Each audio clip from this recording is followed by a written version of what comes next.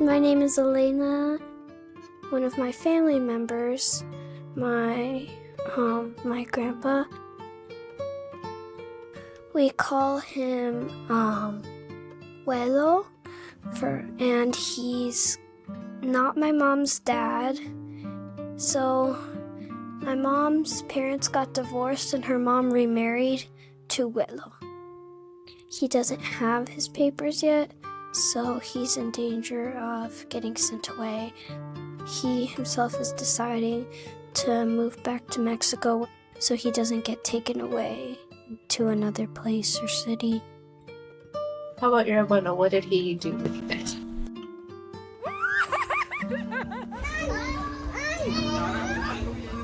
So recently we went to Kids Empire. It's like a jumpy place. So it's got like a playground kind of, and it's got like huge slides. So I took Huelo up to the slides and we would slide down and he would be screaming a little every time because it's really big. So probably as tall as the room, maybe taller. Yeah, it's really big. Well, he would play with us. He would also help. He also makes the eggs and sausage, but we don't really see him as much because he works. But he's really nice, and I'm gonna miss him.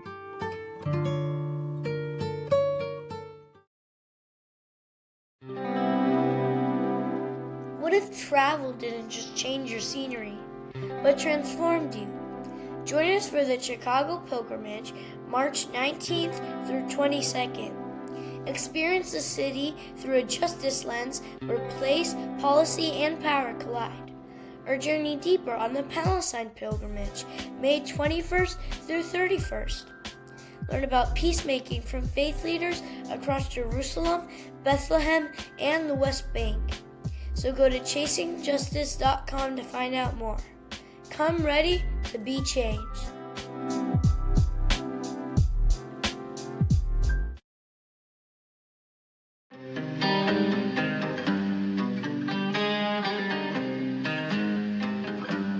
This is Rosan Hernandez, and you're listening to We Got Us, Stories of Faith, Justice, and Collective Hope. This season is an immersive journey that invites you to witness how neighbors and local leaders are answering a powerful question.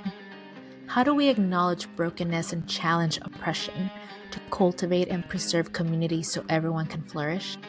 In communities that are often marginalized, people are still creating spaces of hope, justice, and shalom. In these stories, our guests say, even when systems fail us, we rise together because we got us.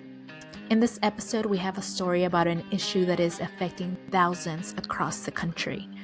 This episode tells an immigration story, and not through headlines or policy debates, but through one family navigating love, uncertainty, and difficult decisions together.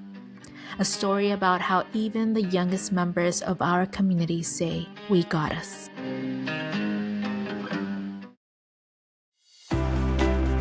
Are you longing for a space and community to imagine a healed future and strengthen your leadership? Auburn Theological Seminary invites you to the Heal the World Summit 2026, June 22nd through 26th at Zephyr Point in Lake Tahoe. If you're a religious, faith, or emerging leader passionate about building community, bridging divides, pursuing justice, and healing the world, this is for you. Join us for 5 days of faithful and inspiring programming. Tiered registration rates, scholarships, and more information can be found at auburnseminary.org.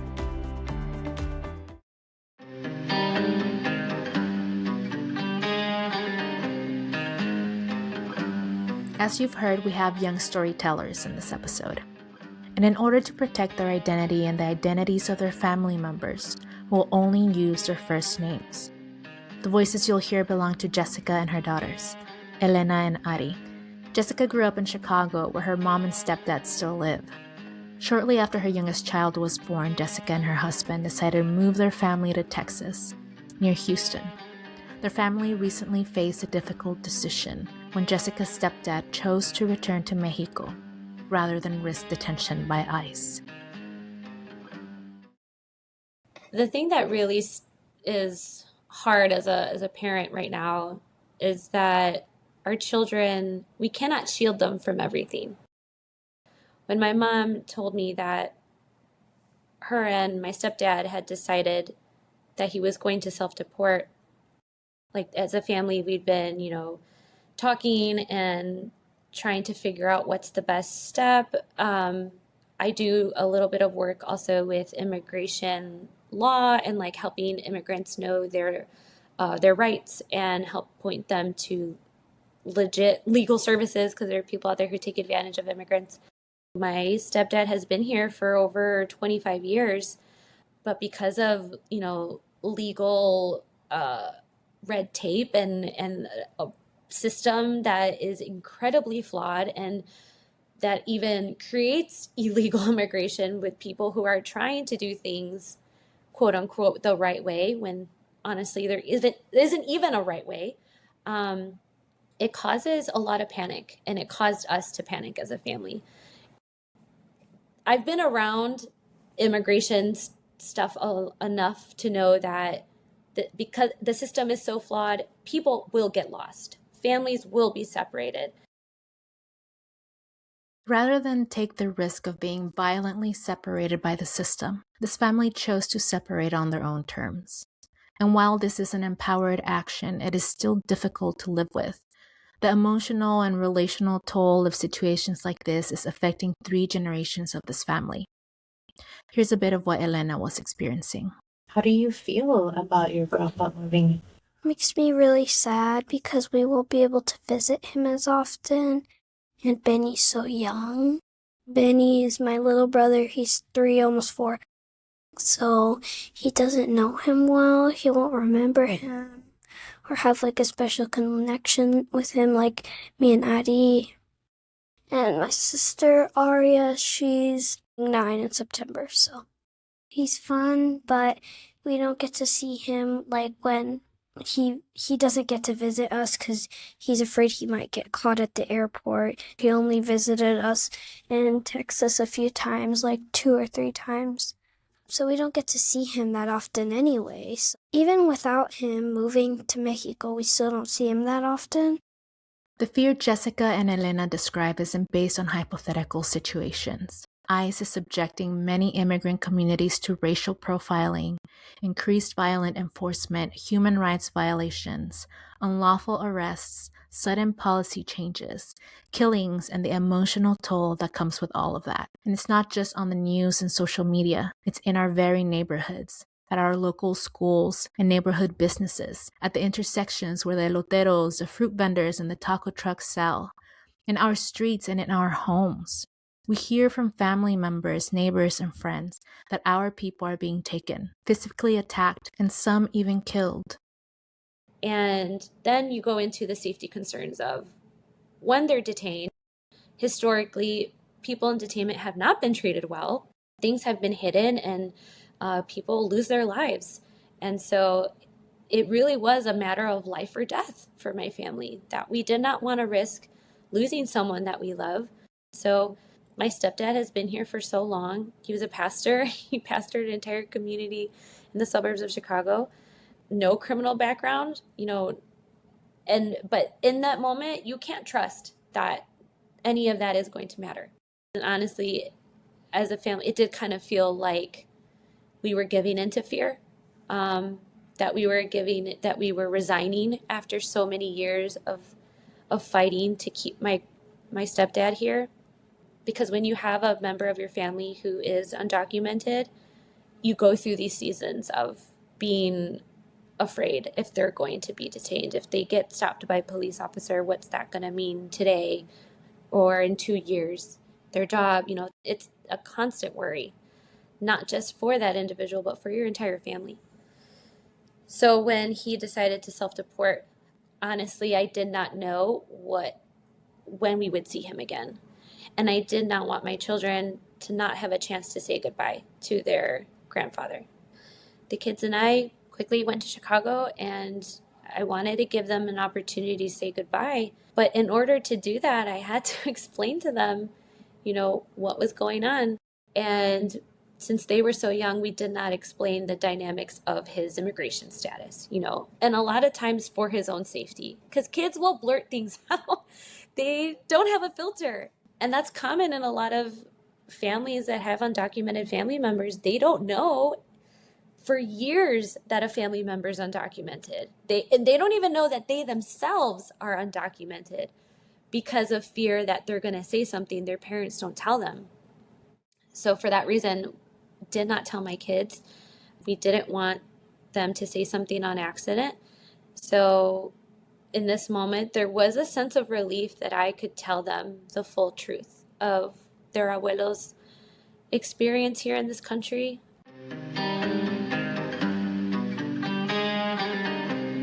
My name's Addie and I'm 9 years old. Well, I'm sad that he had to leave, but I'm happy because I didn't want him to be forced to leave. So then we probably wouldn't be able to find him. So I'm happy that we know where Abuelo is. But I'm also sad that he had to leave.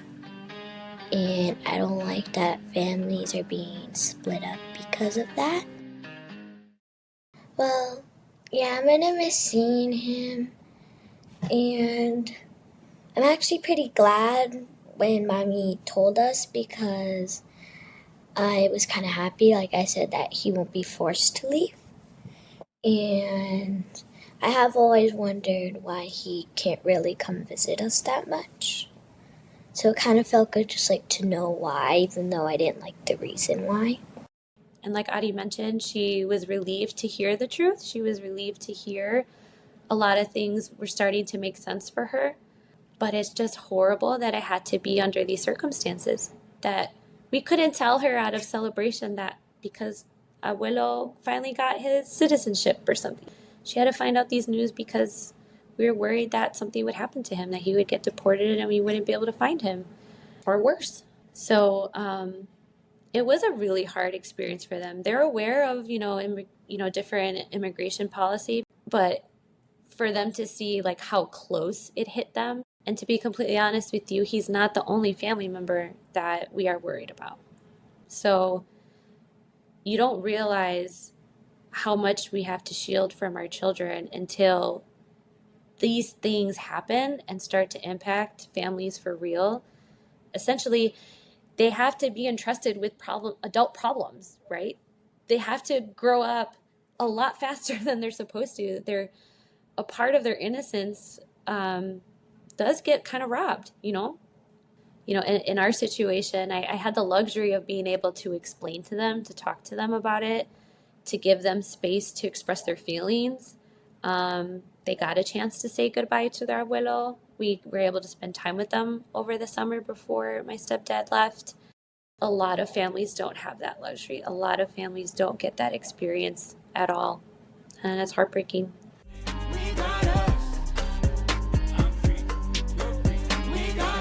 Listening to Elena and Ari, I'm reminded of the power of our stories and the importance of letting ourselves feel and express our emotions fully.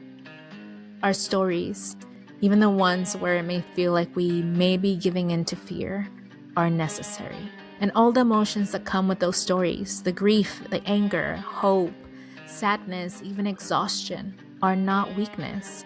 They show that we feel deeply because we care deeply. They keep us connected, not just to ourselves, but to each other.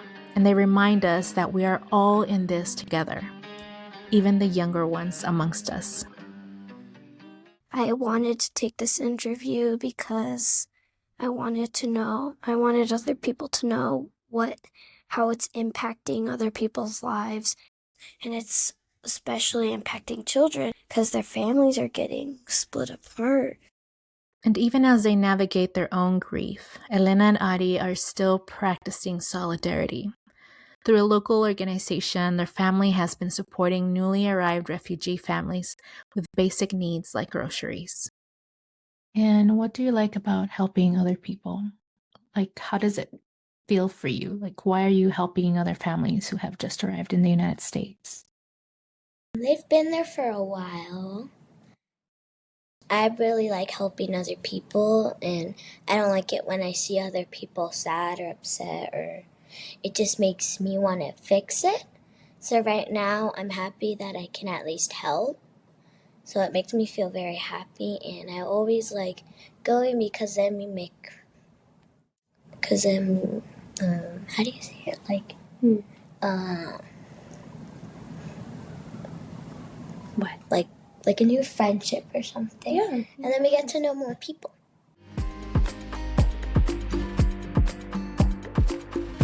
So this is also what We Got Us can look like.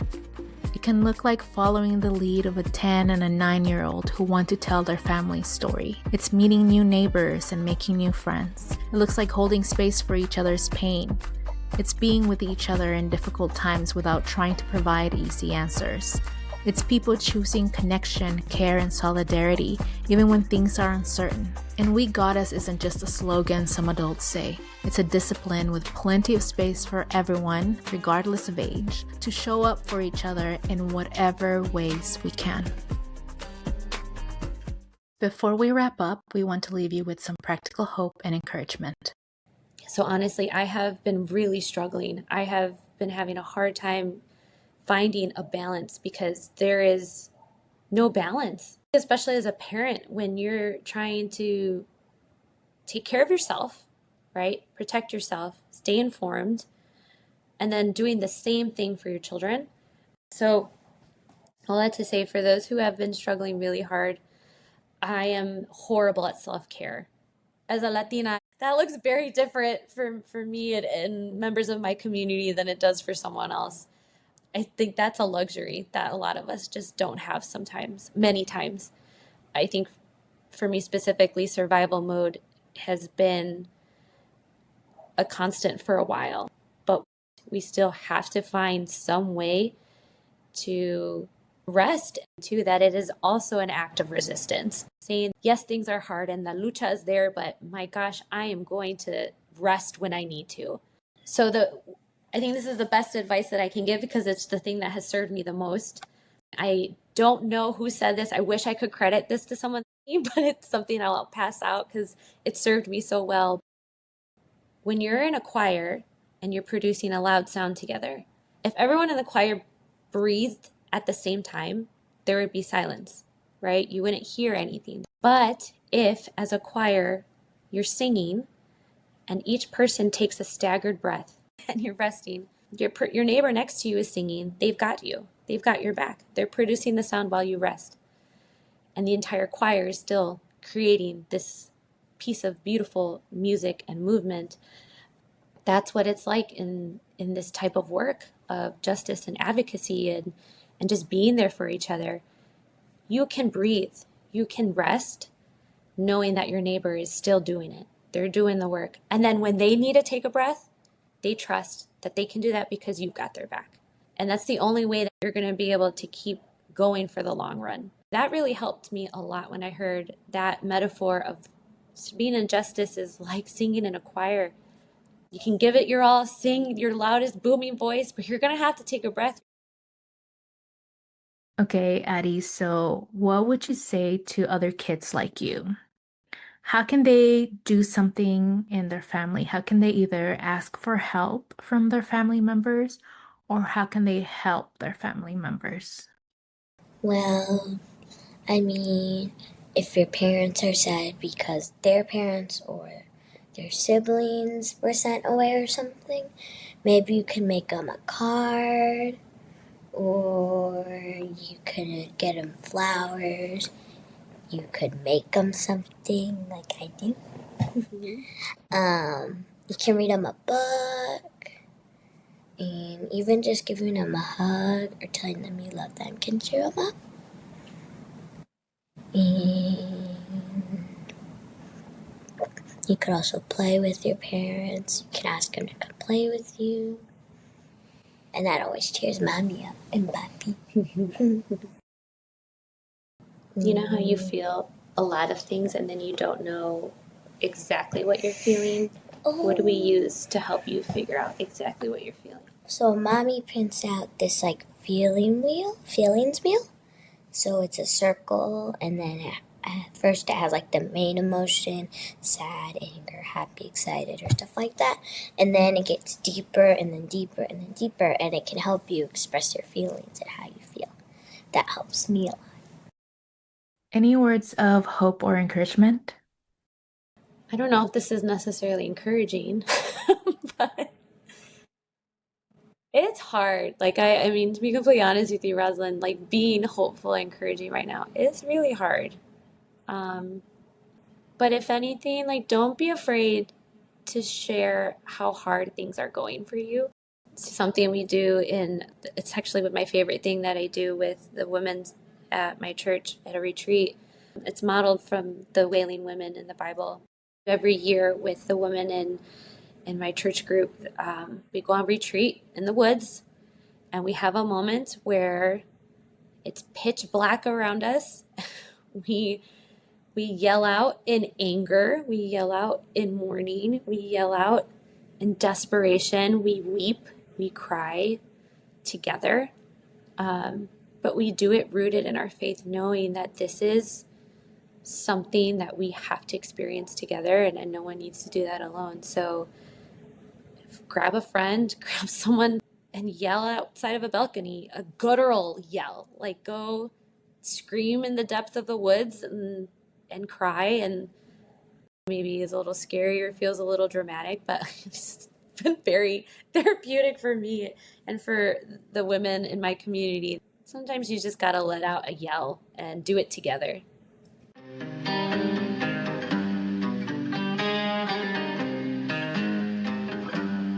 Coming up on the next episode of We Goddess, stories of faith, justice, and collective hope. During the early 2000s, living in Little Village, I remember my heartbeat was faster. I felt a lot of cold sweats and nervousness. The safest part of my world was mixed with the most fear I had, and it was my block. Living on the border between the two main gangs in our neighborhood made home feel safe, but also everything outside of home feel scary. Fast forward 18 years now later, the pandemic strikes. That created this intergenerational spread of COVID, where in our church alone, one person died a week for 3 months straight.